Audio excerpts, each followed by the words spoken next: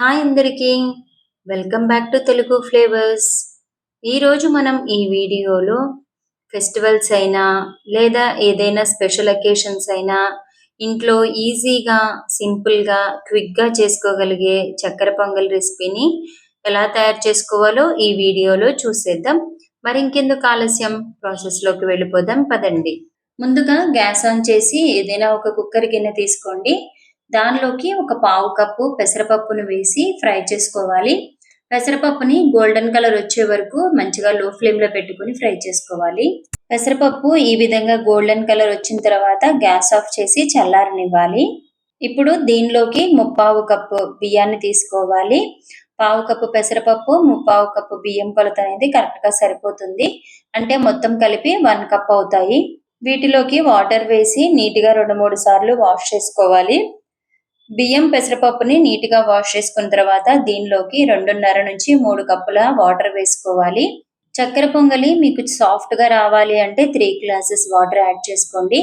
లేకపోతే 2.5 glasses water అయితే కరెక్ట్గా సరిపోతుంది.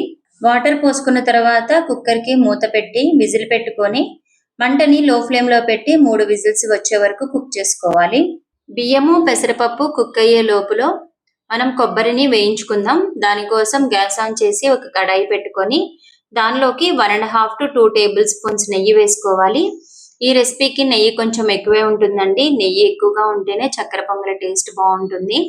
నెయ్యి మంచిగా వేడైన తర్వాత దీనిలోకి సన్నగా కట్ చేసుకున్నటువంటి కొబ్బరి ముక్కలను వేసి ఫ్రై చేసుకోవాలి.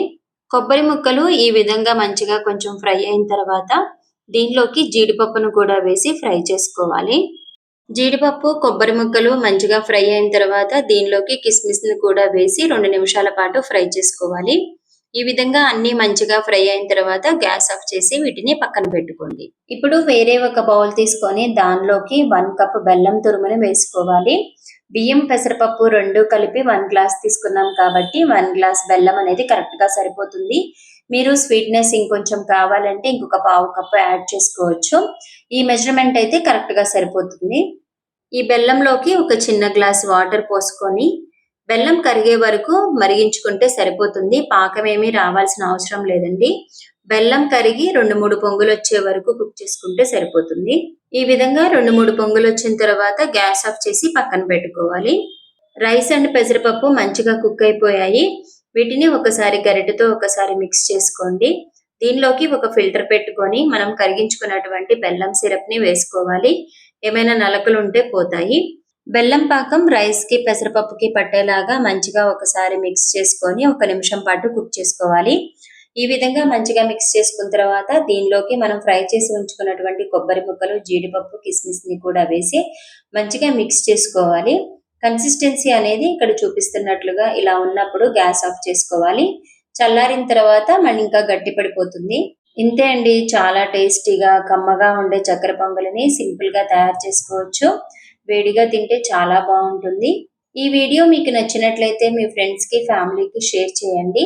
ఇలాంటి మరిన్ని మంచి రెసిపీస్ కోసం మన తెలుగు ఫ్లేవర్ ఛానల్ని సబ్స్క్రైబ్ చేసుకోండి. Thank you for watching my video. ఇంకొక మంచి రెసిపీతో మళ్ళీ కలుద్దాం.